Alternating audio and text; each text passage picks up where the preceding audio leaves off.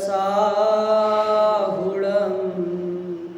अरहंत सिद्ध सूर्य उपाध्याय साधु सर्व अर्थ के प्रकाशी मंगलिक उपकारी हैं।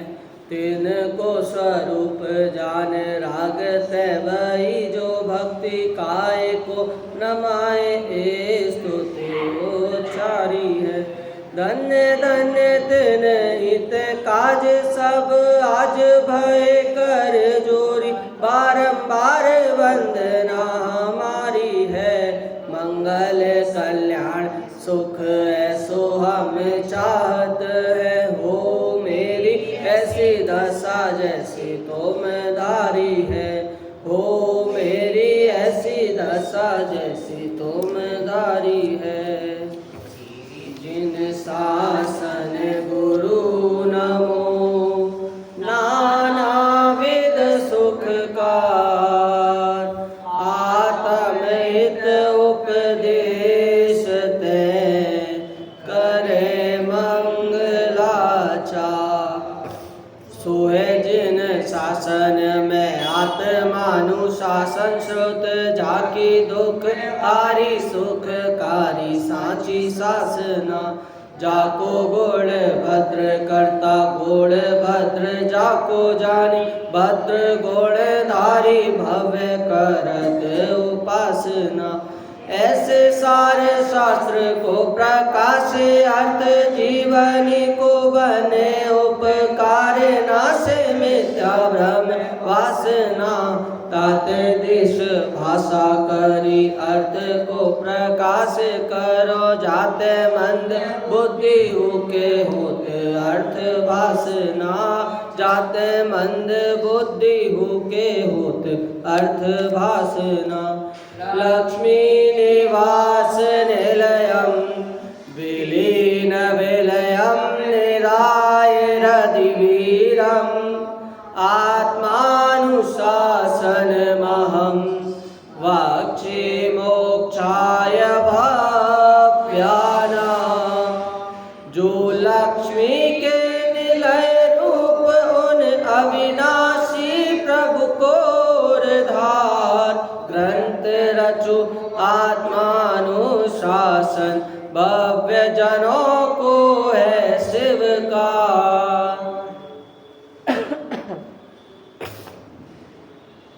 आत्मानुशासन नामक ग्रंथ, इसकी रचयिता गुणभद्राचार्य विगत दिवसों से अपनी इस ग्रंथ के विषय पर चर्चा हो रही है, जिसमें अपन अभी देख रहे हैं कि भाई यदि निश्चय सम्यक नहीं झिल रहा, हो नहीं पा रहा, यदि ये प्रतिभास नहीं हो पा रहा कि मैं दुखी हूँ, सम्यक प्राप्त करने की अभी जिज्ञासा उत्पन्न नहीं हुई है और आस्त्रव का नाश करके आस्त्रवादी कर्मों को आस्त्रवादी को छोड़कर पुण्य पाप को छोड़कर मोक्ष का अपन को वर्णन करना है, ऐसी जिसको जिज्ञासा नहीं है।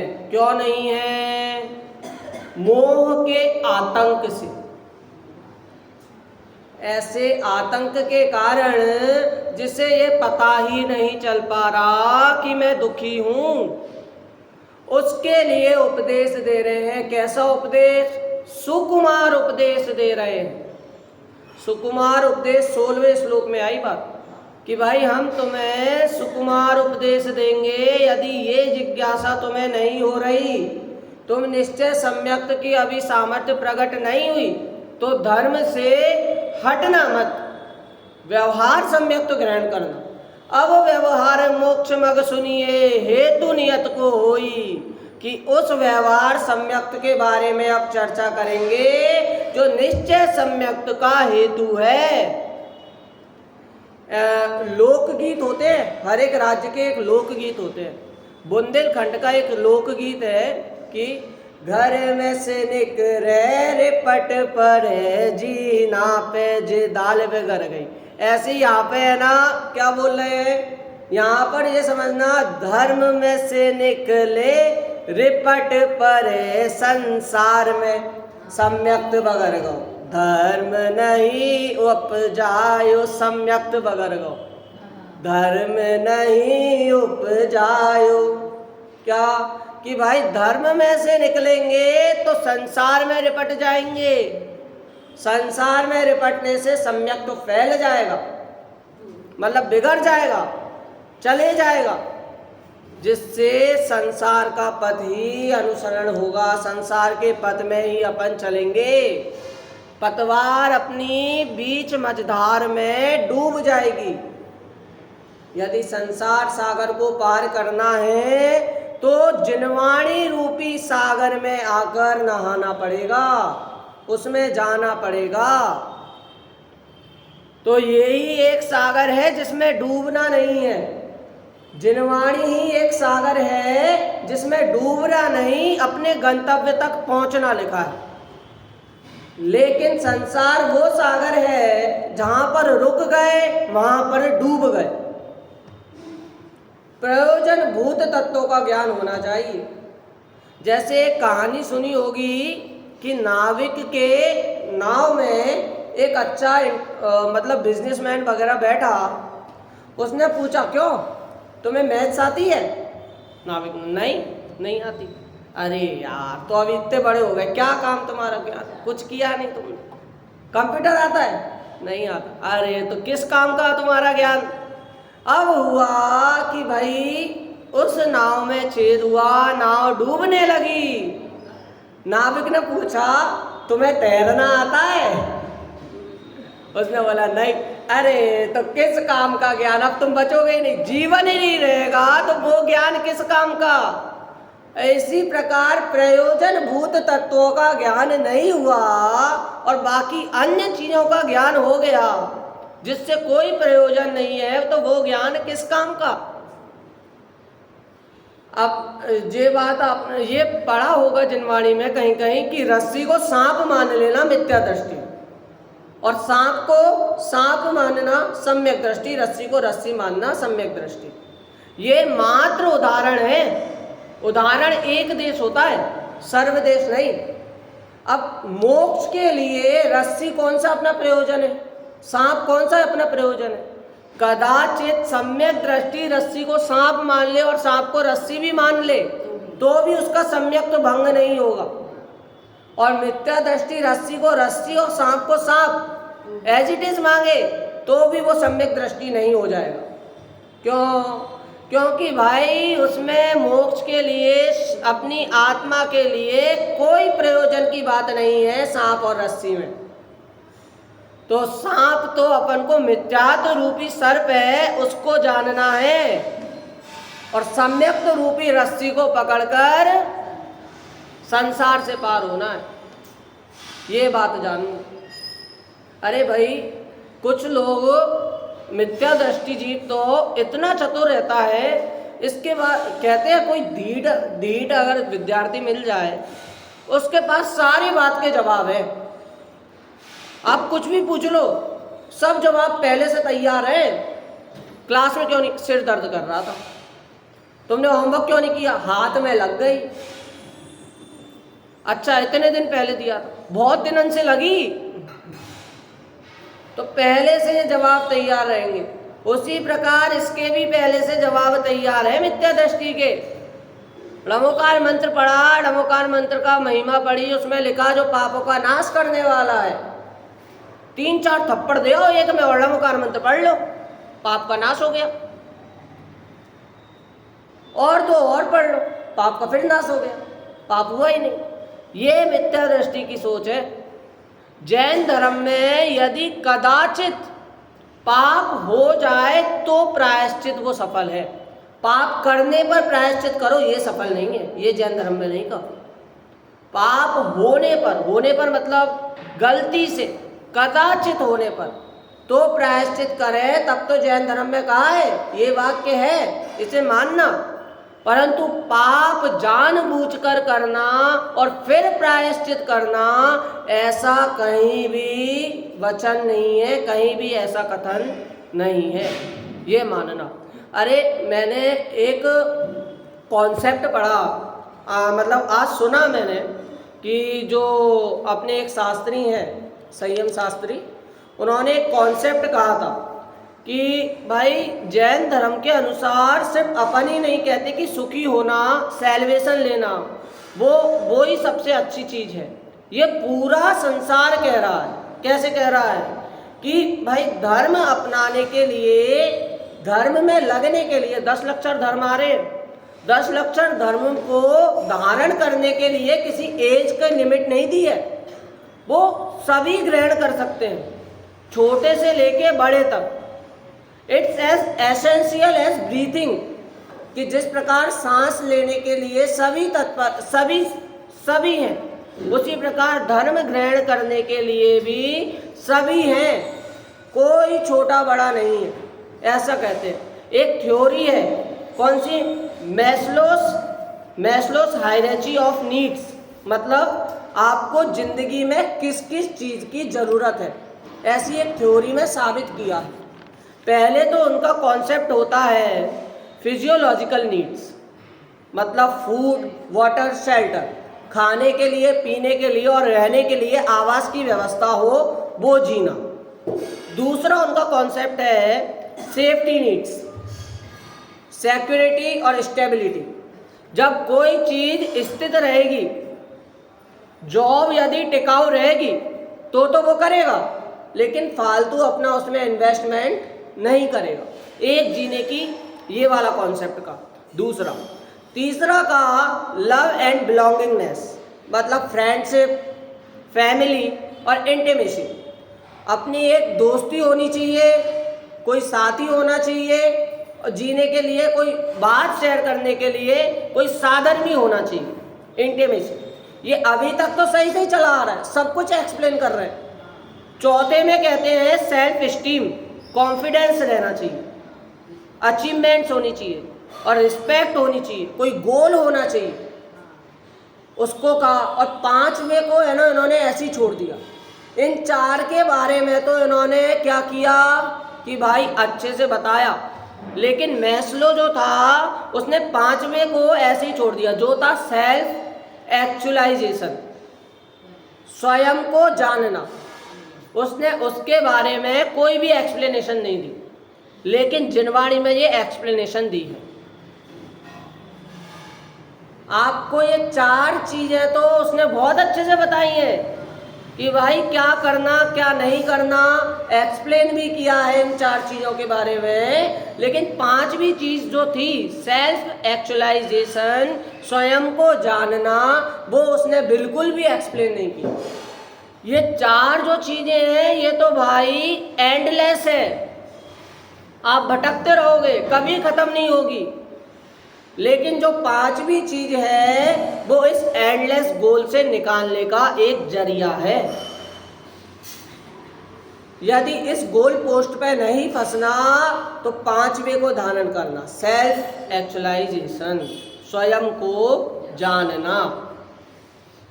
इस भरी भीड़ में व्यक्ति सब कुछ जान लेता है, लेकिन मात्र स्वयं को नहीं जानता। भरी भीड़ में ये व्यक्ति सब कुछ बदल लेता है सुख होने के लिए, मात्र स्वयं को जानकर स्वयं को नहीं बदलता, इसीलिए सुखी नहीं है। और एक सम्यक तो इसे ही कह दिया कि भाई खुद को जानो। हैप्पीनेस किसको का, एक वो भी चली, कौन है अपने जिनेंद्र जी शास्त्री वहाँ जयपुर में, हाँ वो एक चला रहे थे कि हैप्पीनेस क्या है, व्हाट इज एक्चुअली हैप्पीनेस या वास्तविक हैप्पीनेस, ये सब चला रहे थे वो एक ऐप के जरिए। क्या उनका मतलब भी क्या था, उसमें एक वाक्य आया था, कौन सा, happiness not about chasing, it's about living today for a better tomorrow. क्या कि हैप्पीनेस किसी से छीनने का या जीतने का, उसको हैप्पीनेस नहीं कहा। हैप्पीनेस तो उसे कहा कि जो आज वर्तमान में जी रहा है, किस लिए जी रहा है, कल को अच्छा करने के लिए। मतलब जिसका वर्तमान सुधर रहा है उसी का भविष्य सुधरेगा। सुमित प्रकाश जी, जो बाल ब्रह्मचारी सुमित प्रकाश जी हैं, उनके प्रवचन में भी बात आई, यदि वर्तमान में ये कह रहा है कि हम सम्यक तो प्राप्त कर लेंगे तो तुम झूठ बोल रहे हो। ऐसा क्यों कर लेंगे, क्यों करो, उस पे बात आओ। यदि वर्तमान में भविष्य पर बात टाल रहा है तो भविष्य में भी आगे जाकर वो भी वर्तमान होगा और उसमें भी तुम भविष्य में बात टाल दोगे, ऐसा ही चलते जाएगा। लेकिन जिसका वर्तमान सुधरेगा उसी का भविष्य सुधरेगा, ये मानना। धर्म is not part of life, धर्म इज आर्ट ऑफ लाइफ। कि जीने का जरिया अपन को धर्म बताता है। सबसे ज्यादा मोटिवेशन तो अपने जैन धर्म में मिलती है। बाकी जो मोटिवेटर्स हैं वो सब कचड़ा बीन के जाते हैं, लेकिन वास्तविक मोटिवेशन एक बार अपन इसको पढ़ें इसमें ही मिलेगी। सिंपल और डीप कॉन्सेप्ट इन्होंने बताया है कि भाई जो मेलोस था, कौन था, एक तो नाम बहुत अजीब है, मैस्लो। हाँ, जो मैस्लो था उसने 4 चीजें तो बताई, 4 कॉन्सेप्ट तो बहुत अच्छे अच्छे बताए, लेकिन 5वें कॉन्सेप्ट में वो खुद रह गया। क्यों रह गया? क्योंकि उसको खुद को नहीं पता इसका मतलब क्या है। और एक पिरामिड के रूप में उन्होंने बताया। बाकी जो 4 चीजें थी, physiological needs, safety needs, love and belongingness and self esteem, इनको तो इसने पिरामिड में लिया। और सबसे ऊपर पिरामिड में मतलब एक वो होता है पहाड़, और पहाड़ का सबसे ऊपर हिस्सा लिया इसने सेल्फ एक्चुअलाइजेशन का, खुद को जानने का। यदि इसने खुद को जान लिया तो इन 4 चीजों की कोई जरूरत नहीं। तो इसीलिए एंडलेस चीज का, एंडलेस गोल का, और जो ये गोल पोस्ट है इसमें अगर नहीं फंसना है तो आप सबसे पहली चीज करो जो कि पिरामिड का सबसे ऊपर वाला हिस्सा है। धर्म में से निकले रपट पड़े संसार में, सम्यक्त बगर गो है भाई, यही वास्तविक है कि धर्म में से निकले और संसार में रिपटे, और कहीं जाना ही नहीं है, इसके बाद तो और कोई रास्ता ही नहीं है। हाँ? अपन ने वो एक अनित्य अक्षण संसार भावना में छोटे दादा ने जो लिखी है उसके 3रे छंद में वो कहते हैं, कौन से, मंथन करे दिन रात जलग्रत, हाथ में आवे नहीं रज, रेत पेले रात दिन पर तेल जो पावे नहीं, सौभाग्य बिन सुख संपदा मिलती नहीं व्यापार में, निज आत्मा के भान बिन हो सुख नहीं संसार में। अरे भाई, सौभाग्य के बिना तो घर में भी अपन को संपदा नहीं मिलती, तो ये आत्मा के भान बिन संसार में कुछ काम का नहीं है। संसार सुधारना है तो सम्यक्त को ग्रहण करो, और संसार से पार होना है तो सम्यक्त को ग्रहण करो। निश्चय और व्यवहार, अपन ने चारित्र के तो भेद देखे, क्या स्वरूपाचरण चारित्र ले लिया, आदि आदि अनेक चारित्र अपन ने ले लिए, लेकिन उसके भी पहले 2 चारित्र का यहाँ पे निरूपण किया, निश्चय चारित्र और व्यवहार चारित्र। यदि इन दोनों को नहीं समझा तो बाकी के जो भेद है वो निरर्थक है। सम्यक्त को ग्रहण नहीं किया तो जो बाकी के इसके बाद जो 3 तप कहे हैं, कौन कौन से, सम्यक ज्ञान, सम्यक चारित्र और तप, ये तीनों पाषाण के समान गए। और यदि सम्यक तो इसमें मिल गया तो उसी को रत्न कह दिया।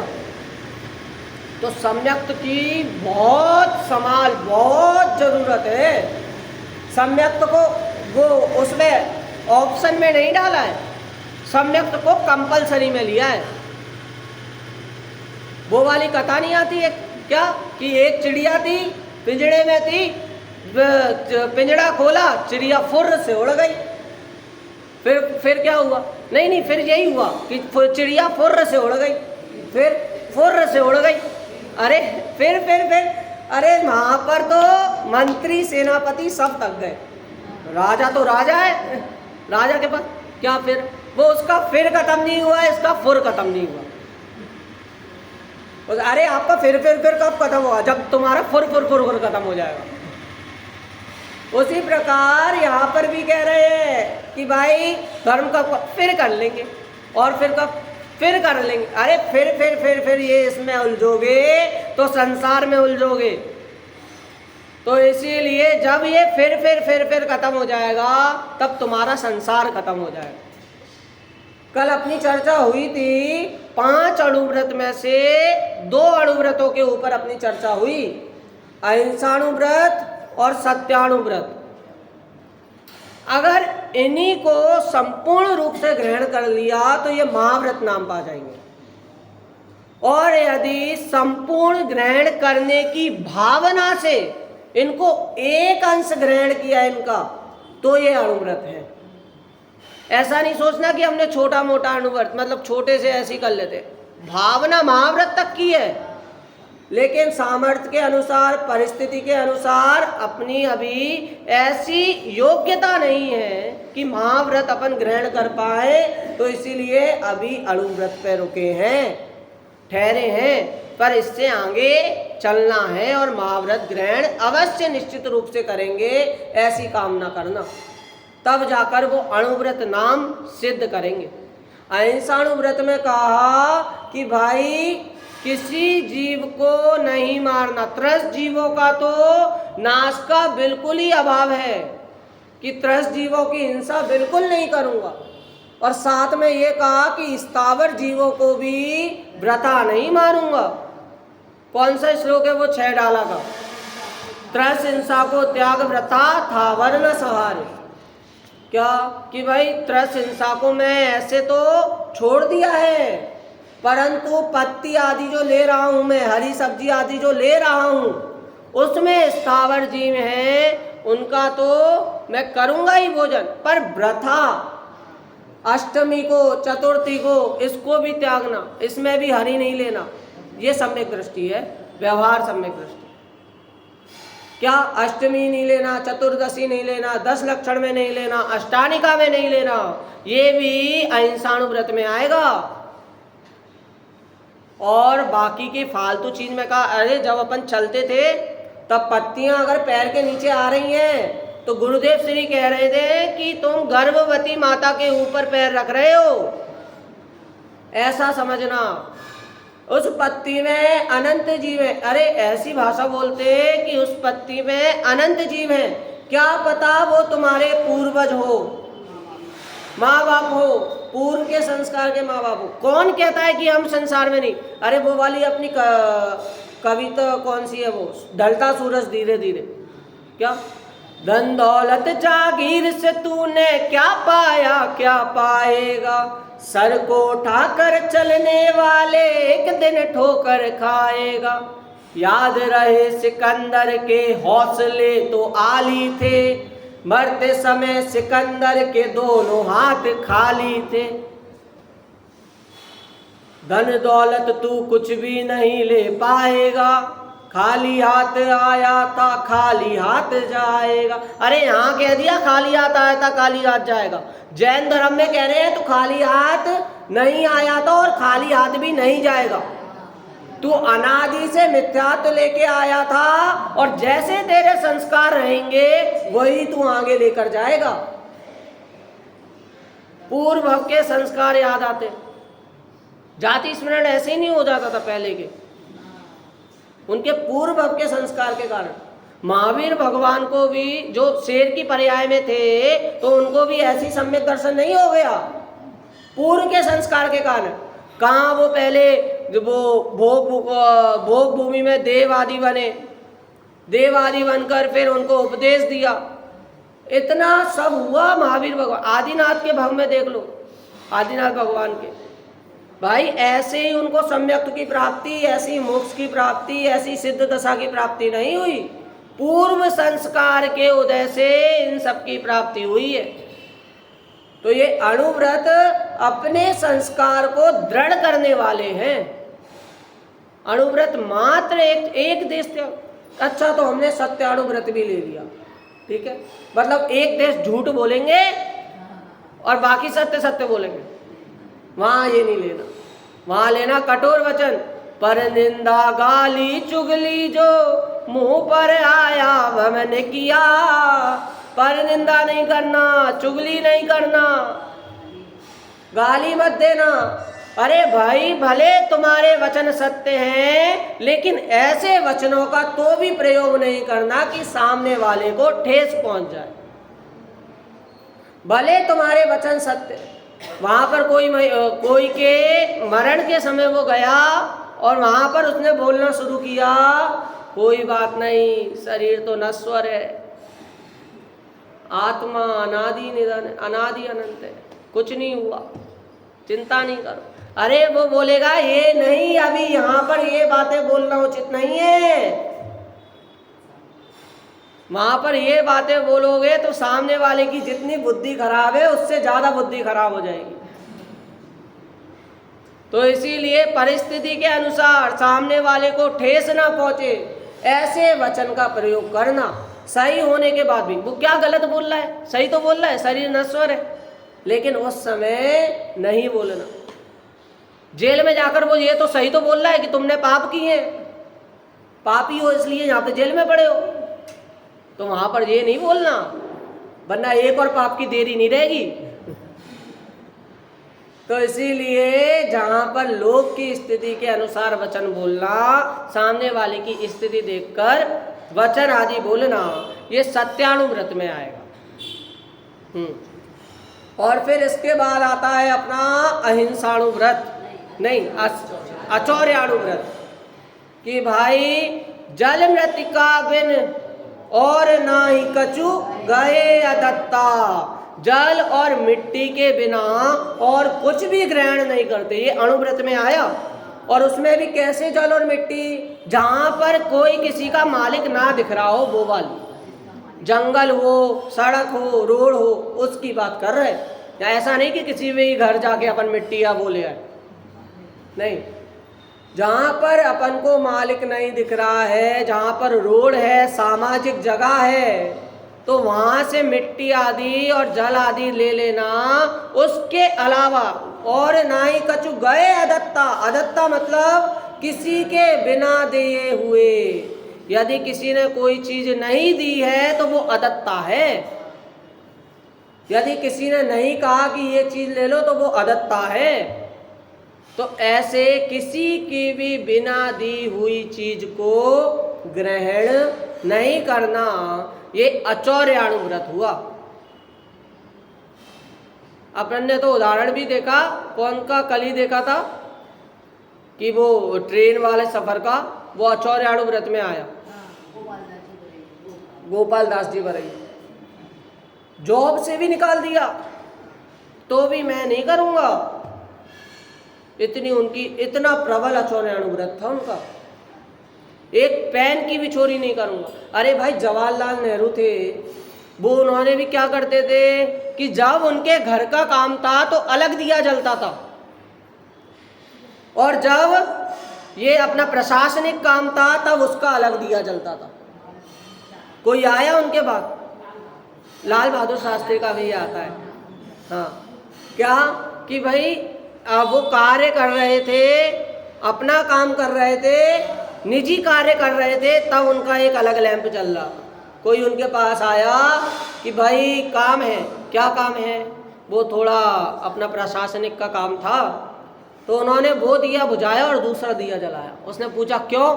अरे भाई ये तुम्हारा प्रशासनिक काम है, प्रशासनिक काम है, और इसमें मैं अपने प्रशासनिक का दिया जलाऊंगा, और जो मेरा निजी कार्य है मैं उसमें अपना निजी तेल और निजी दिया जलाऊंगा। अपने कार्य के लिए मैं प्रशासनिक चीजें यूज नहीं कर सकता, वो चोरी हो जाएगी। और अभी तो कुछ भरोसा नहीं है, प्रशासनिक के लिए निजी कार्य, निजी चीजें हो रही है, और निजी चीज के लिए प्रशासनिक, कुछ पता ही नहीं चलता, सब खिचड़ी में मेलम पेल। पहले तो शिखर जी भी जाते थे तो एक लोग देते थे ना कि हमारी तरफ से गुल्लक में डाल देना, तो उनके नोट भी अलग रखते थे कि ये गुल्लक में डालना है, उसके अलावा और कुछ नहीं। उनमें अपने नोटों में नहीं मिलाते थे, 500 ही तो है, 500 हम डाल देंगे, कोई से भी नोट निकाल के डाल देंगे, नहीं, वहां पर उनकी चीज वो भी अलग रखते थे। यह आचौर्याणु व्रत है। बताइए, तो आचौर्याणु व्रत और फिर इसके बाद आता है अपना ब्रह्मचर्य व्रत। ब्रह्मचर्य देखो 3 जगह ब्रह्मचर्य आया, ब्रह्मचर्य अणुव्रत, ब्रह्मचर्य प्रतिज्ञा और ब्रह्मचर्य महाव्रत। ब्रह्मचर्य अणुव्रत तो ये कि शादी कर सकता है लेकिन अपनी स्त्री को छोड़कर और कहीं नहीं जाएगा, वो अणुव्रत हुआ। ब्रह्मचर्य महाव्रत होगा कि भाई शादी वगैरह कुछ नहीं, मात्र अपने ब्रह्म स्वरूपी आत्मा में जो लीन रहेगा वो ब्रह्मचर्य महाव्रत में आएगा। और ब्रह्मचर्य प्रतिज्ञा में आएगा कि वो शादी आदि वो वहां पर भी नहीं कर सकता, वो भी अपने मात्र शील का धारण करेगा और अपनी आत्मा में लीन रहेगा। तो मात्र अणुव्रत में ही है कि शादी कर सकता है। क्यों? क्योंकि वो अणुव्रत है, एक देश त्यागी है, एक अंश त्यागी है। तो इसीलिए यहाँ पर छूट दी कि भाई तू परेशान मत हो, शादी करनी है कर लेना, लेकिन और कहीं नहीं भटकना। फिर तो यही दे लेना, all Indians my brother and sister. तो ये जो प्लेस दिखाते हैं देते हैं वही प्लेस लेना, उसके बाद और कहीं जाने की जरूरत नहीं है। क्यों? क्योंकि तू अभी एकांश त्यागी है, इसलिए बोल रहे हैं।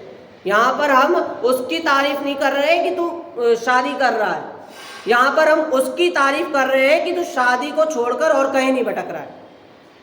यहाँ पर हम उसकी तारीफ नहीं कर रहे कि तूने ये आलू आदि छोड़ दिया लेकिन गाजर का सेवन कर रहा है, लेकिन हम यहाँ उसकी तारीफ कर रहे हैं कि तूने अभी आलू आदि छोड़े तो आगे जाकर ये भी ऐसी प्रवृत्ति होगी और सामर्थ्य बढ़ेगा। उसकी तारीफ नहीं कर रहे कि तू 6 बजे खा रहा है, हम उसकी तारीफ कर रहे हैं कि तू रात्रि भोजन नहीं कर रहा। तो इसीलिए यहाँ पर अच्छे की तारीफ और बुरे की बुराई नहीं है, बुरे को समझाना है, अपने दोष अलग करने के लिए देखना है और दूसरे के दोष अलग देखने के लिए देखना है। तो इसीलिए यहाँ पर तो एकमात्र अपना वो होना चाहिए कि जिस कलर का चश्मा उस कलर का व्यक्ति, जिस द्रव्य दृष्टि का चश्मा तो द्रव्य दृष्टि अपन को दिखेगी संपूर्ण जगह, और यदि पर्याय दृष्टि का चश्मा तो आपको सभी दोषी दिखेंगे।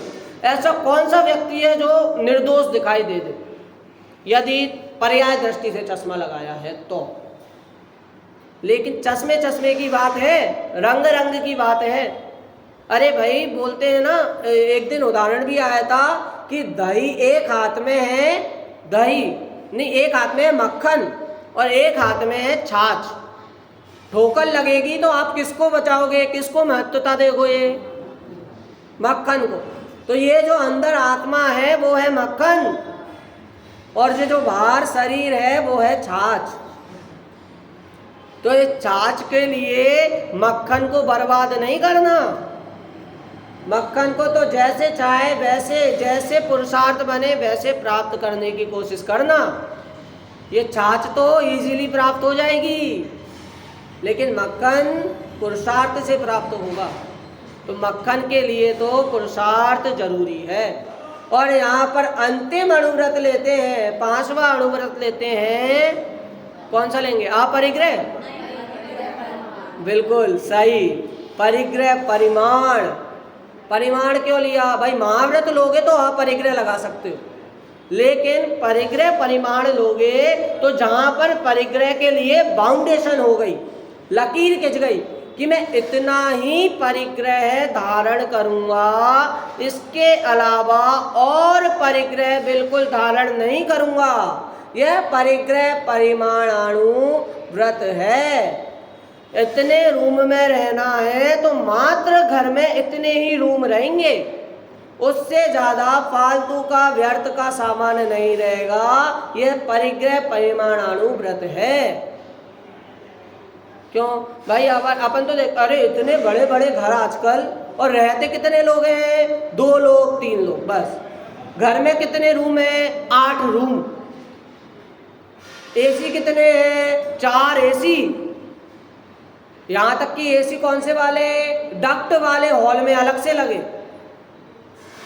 अब बताओ, इतना परिग्रह करके भी एक साथ उसका यूज नहीं हो पा रहा, मतलब कर भी नहीं पा रहे और ना करने की सामर्थ्य है, तो भी इतना परिग्रह जोड़कर, इतना मेंटेनेंस का खर्चा जोड़कर, पैसे बर्बाद कर कर वही पैसे दान आदि में लगाए तो उसका पैसा बढ़े, पुण्य बढ़े।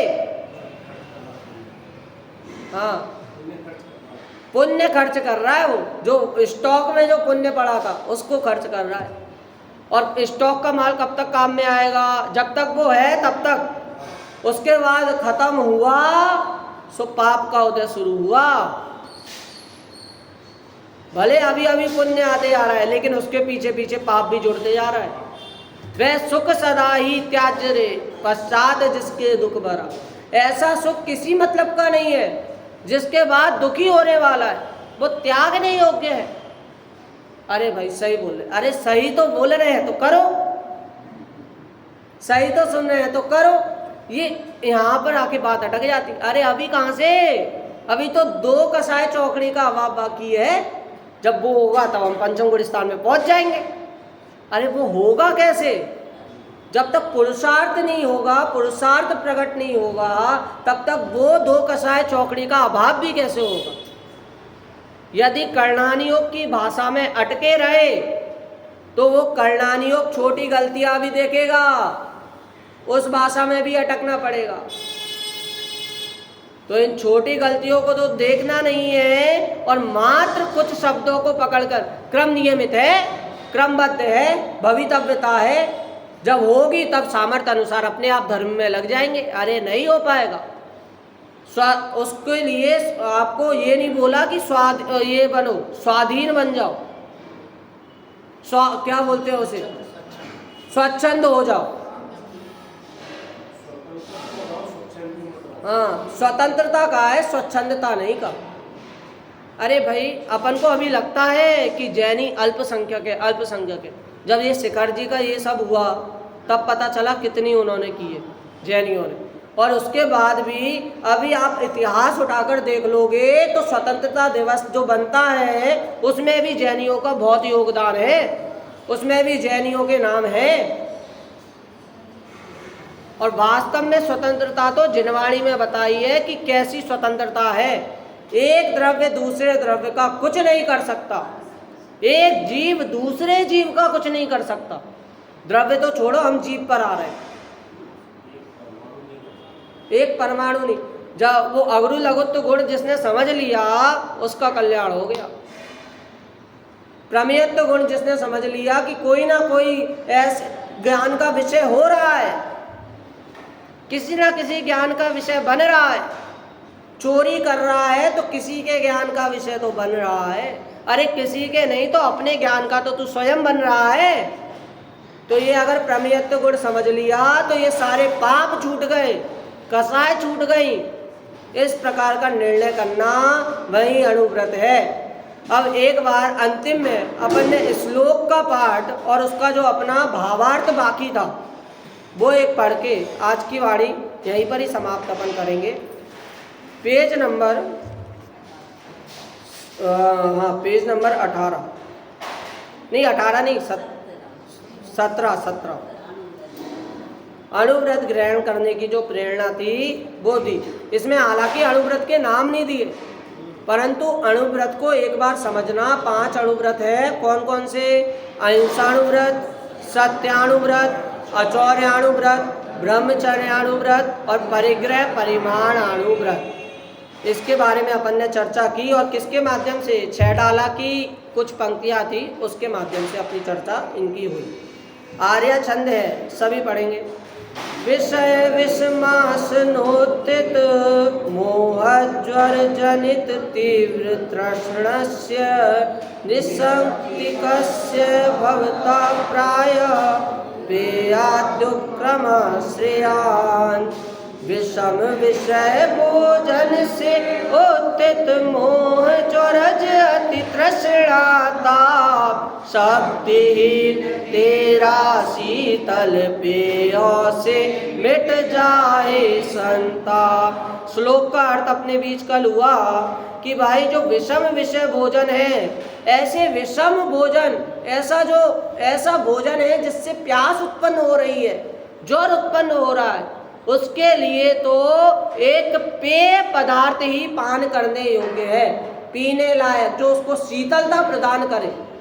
ऐसे पेय पदार्थों के लिए उपदेश दिया कि उसी प्रकार उसे अणुव्रत ग्रहण करना, जिसमें निश्चय सम्यक्त की सामर्थ्य नहीं, उसे व्यवहार सम्यक्त ग्रहण करना, व्यवहार मोक्ष मार्ग ग्रहण करना, ये जाना। इसीलिए इसका उपदेश दिया, सुकुमार उपदेश। अर्थ तो विषय रूपी विषम भोजन से उत्पन्न मोह रूपी ज्वर से पैदा होने वाली तीव्र तृष्णा के कारण शक्तिहीन हो गया है, अतः तुझे अनुक्रम से पेय आदि का ग्रहण ही कल्याणकारी है। भावार्थ, जैसे किसी को प्रतिकूल भोजन से उत्पन्न ज्वर के कारण बहुत प्यास लगती है और वह कमजोर हो जाता है, तो उसे पेय पदार्थों के भोजन का अनुक्रम ही लाभदायक होता है। यदि वह गरिष्ठ भोजन करेगा तो उसे पचेगा नहीं और इससे उसका रोग ही बढ़ेगा। उसी प्रकार हे शिष्य, तुझे विषय वासना से उत्पन्न मोह के कारण पर वस्तु की तृष्णा हुई है और जिससे तेरी आत्मशक्ति घट गई है, इसलिए तुझे अणुव्रत रूप साधन का अनुक्रम ही लाभदायक है। यदि तू मुनिपद ग्रहण करे और वे तुझसे ना सदे, तब तो तेरा संसार ही बढ़ेगा। यहाँ यह आशय है कि जब तक अंतरंग में राग परिणाम रहे, तब तक अनुक्रम से थोड़ा थोड़ा साधन करके धर्म वृद्धि करना। कहा कि भाई किसी की देखा देखी अगर तुमने मुनिपद ग्रहण कर लिया, ऋषभदेव, राजा ऋषभदेव के समय मुनि ऋषभदेव जब हुए, तब उनको देखा देखी अनेकों राजाओं ने ग्रहण किए। कितने? 4000 राजाओं। तो 4000 राजाओं ने मुनिपद ग्रहण किया, उनमें से आधे से ज्यादा भ्रष्ट हो गए। इंद्र ने आकर अच्छी फटकार लगाई, उनमें डांट लगाई कि भाई मुनिपद ग्रहण कर लिया, लेकिन इसको जब साध नहीं पा रहे तो ये तो मुनिपद का अपमान है। कहते हैं कि भाई यदि नीच पद है और नीच पद पे अगर नीच कार्य हो रहा है तो पाप लगेगा, लेकिन उच्च पद पे रहकर यदि नीच कार्य हो रहे हैं तो अधिक पाप लगेगा, बहुत पाप लगेगा, उसको कोई नहीं मिटा पाएगा। और ये तो धर्म की बात है कि कर्म स्थान पे यदि पाप लग रहे हैं तो धर्म स्थान पे आकर छूट जाएंगे, कम हो जाएंगे। लेकिन यदि धार्मिक स्थान पर ही पाप होगा, धार्मिक पद पर ही पाप होगा, तो वो कहीं जाकर कभी नहीं मिटेंगे। तो कम से कम इस भय से तो भावुकता में आकर मुनिपद ग्रहण नहीं करना। यहाँ पर बात सुनी, बात कही कि आलू का त्याग करना चाहिए, कर दिया। रात्रि भोजन त्याग कर दिया, बिना छनाजल पानी नहीं पीना चाहिए, ठीक है छान कर पिएंगे। कंदमूल नहीं खाना चाहिए, कर दिया। अरे भाई अभी तो कर दिया, लेकिन कल कैसे तुम्हारे भाव कैसे विचार होंगे उसकी एक बार विचार तो करो, संभाल तो करो। हम यहाँ पर ये नहीं कह रहे कि त्याग मत करो, यहाँ पर ये कह रहे हैं कि भावना में बहकर त्याग मत करो। अभी भावुकता में बह गए और सब कुछ त्याग कर दिया और फिर से शुरू कर दिया, तो वो आपके नियम का उल्लंघन हो गया। और नियम को त्याग दिया इसका मतलब महापाप के भागीदार हो गए।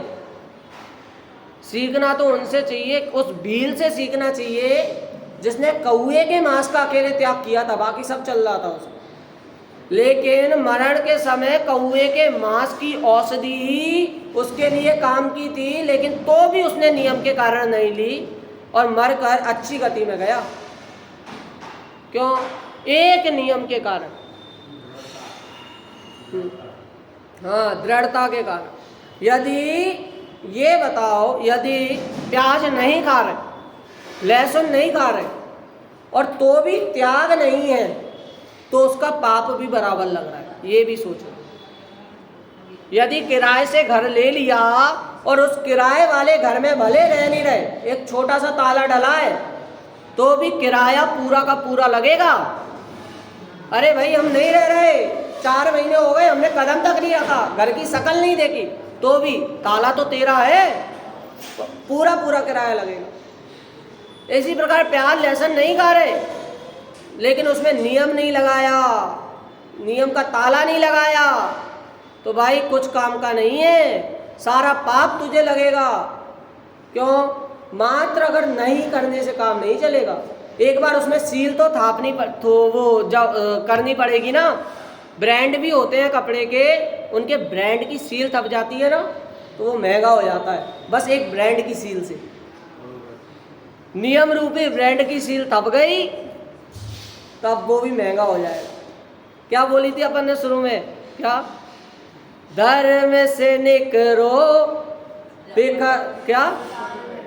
हाँ, धर्म से निकरो रपट परो संसार में सम्यक्त विकर्गो सम्यक्त विकर्गो, धर्म नहीं अपनायो सम्यक्त विकर्गो।